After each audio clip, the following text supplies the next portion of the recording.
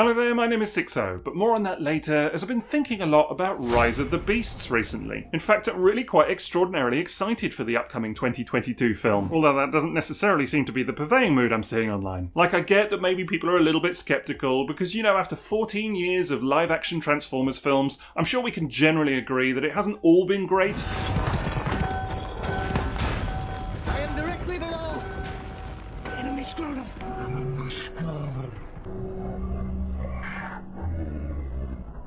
Anyway, despite all the enemy scrotums and, the questionable and tone-deaf portrayal of minority characters of the past, there is still reason to be excited about this new project, particularly as it's got a new story, a new creative team, and crucially, a new director in Stephen Cable Jr., taking the helm this time after previously impressing on projects such as Creed 2. And bless him, he seems to be having the time of his life, as evidenced by that massive grin in the recent photo he posted with all of the assembled Autobot cars. So let's hope that enthusiasm soaks through to what we see on screen. And yes, there are some controversial elements to this one already, with loads of discussion about whether it is indeed a prequel to the original films, a sequel to 2018's Bumblebee, a bit of both somehow, or just a straight up reboot. But whatever the case, it's not like the franchise continuity was all that hot to begin with. Bumblebee, your voice.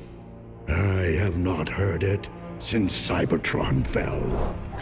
Permission to speak, sir.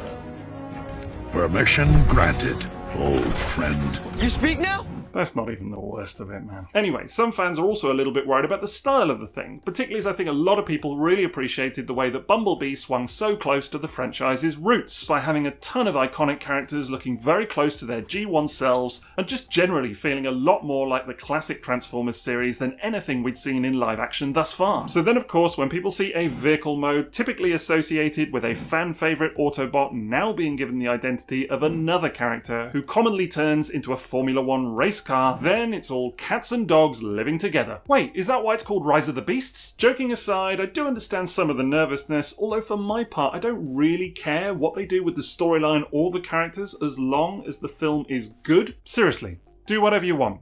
Just make it good. Now, another aspect of this film that has caught a bit of attention is that massive truck in the bad guy lineup. This character is going to be known as Scourge, who this time is leader of a group known as the Terracons, and perhaps unsurprisingly, it's reminded quite a few of us of the Decepticon who went by the same name from Robots in Disguise 2001, in that they have very similar alternate forms. And then there's the named thing as well.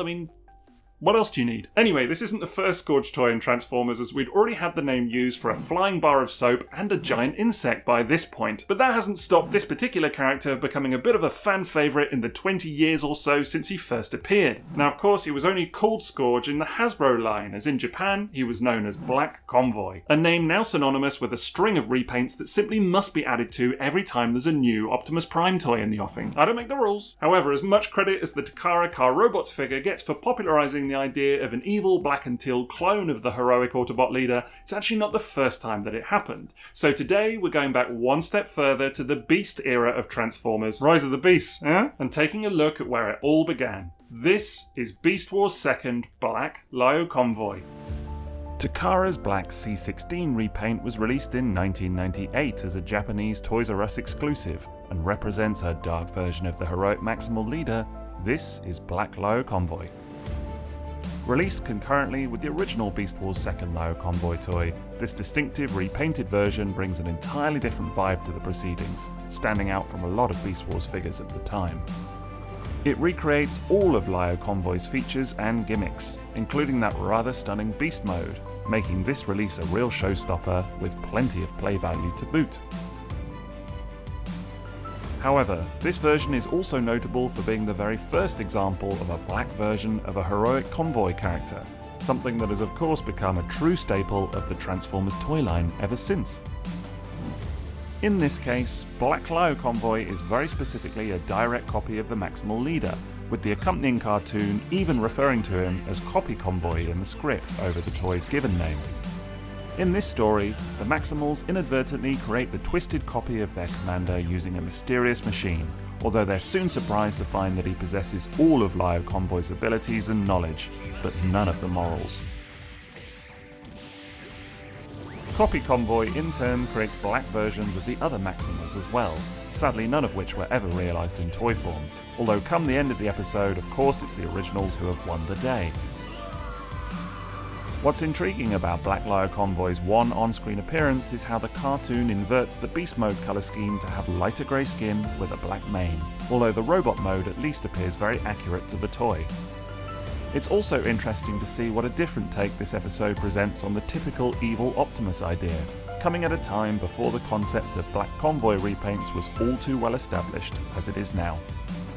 Although these days it's hard to imagine a world without countless examples of evil Optimus Primes, back in 1998 it was all still a bit of a novelty, and this release really set the template for what was yet to come. That's notable in the colour scheme for one thing, with the overall look being very desaturated and monochrome versus the vibrant and colourful main release. Then you have splashes of teal on key areas such as the waist and the claws, adding some welcome highlights and establishing this as the now default paint job for all Black Convoys to come. There's also some very attractive chrome silver to be found on the prominent Maximal symbol on his chest, which is just another element that means he cannot help but catch your eye. In fact, he's a real showstopper overall, in common with the regular figure, as the heroic proportions and intricate detailing of the toy make this release a real treat to behold. I'm also a big fan of that head sculpt, which naturally follows the well-established template of convoy designs, while still managing to carve its own niche and looks fantastic with the painted teal eyes. There's more to appreciate in the Beast Mode, of course, although before we get there you have to go through a surprisingly intricate transformation for the time that this toy was produced. Most of that complexity is in the upper robot body, with the chest folding out and elements such as the head and hands all contorting in unexpected ways to get you to the end result.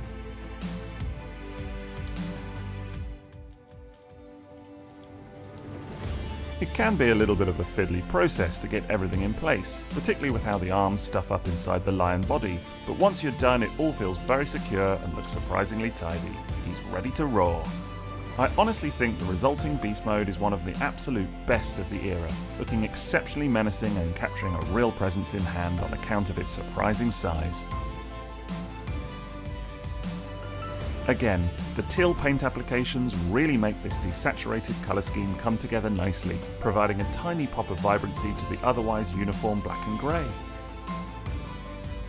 Interestingly, there was a much less common alternative version with gold claws and eyes, as well as a separate lucky draw release exclusive to Comic Bonbon magazine. The toy is also loaded with gimmicks, a lot of which are similarly referenced in the cartoon. The first of these is a set of 4 pop-out missile launchers hidden in the main, meaning that Black Lio Convoy is dangerous even at a distance.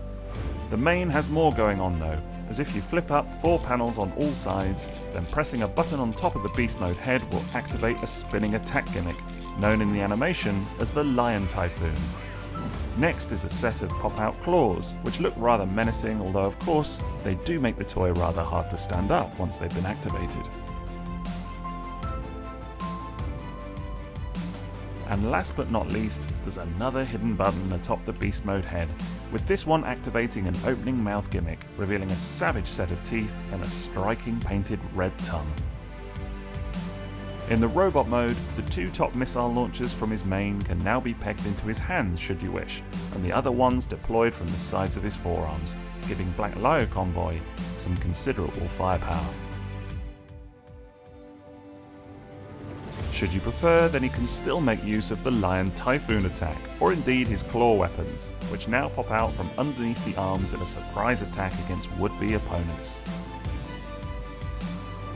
Finally, there is a flip-open panel on his chest featuring a moulded energon matrix in accordance with his rank as Maximal Supreme Commander, along with a hidden rub symbol as well. All in all, that's a lot of features packed into one figure, especially when it already does the basics of any Transformers toy so well to begin with, giving you an incredible experience in both modes. My hope would be that Takara Tomy will eventually homage this figure in modern form with their Masterpiece line, especially as a black and teal repaint of MP48 would almost certainly be a beautiful thing to behold. As far as the original goes though, it's another incredible take on an already fabulous classic toy design, and sits brilliantly alongside the other versions of this same mould. It also takes its place in history as inspiring the decades of Black Convoy repaints that were yet to come, making this a truly landmark Transformers toy of the time. So that's Black Lio Convoy for you. Lovely stuff indeed. And I have to admit, I have been really getting back into the whole original Beast era of Transformers recently, having already been a huge fan of it all back in the day when it first happened. If anything, it's all kind of come back into vogue a bit recently, hasn't it? With stuff like Kingdom being the obvious example, but also a new IDW Beast Wars comic going on at the moment as well. However, of all the vintage Beast Wars toys that I've been reacquainting myself with recently, it's fair to say that Black Lio Convoy has been a real highlight of that. And as much as I do kind of eye roll at the sheer frequency of bad Optimus repaints these days, it's hard to argue when they look as good as this. Besides, it's always nice to know your history, isn't it? Now you'll find a link to TF Source's site in the video description below, so be sure to check that out for all your Transformers and third-party needs. There's also a link to my Patreon where in exchange for your support you can get access to a ton of perks such as exclusive galleries and early access to video efforts such as this. Additionally, you'll find a link to my Redbubble store where you can buy a large range of designs including loads of my photos across all kinds of different merch. I'm uploading new ideas all the time, so be sure to check it out to get kitted out. Finally, I'll love you forever if you could drop me a like for this video and subscribe to the channel if you haven't already. Otherwise, that's it from me, so thanks for watching and have a great rest of your day. TTFN.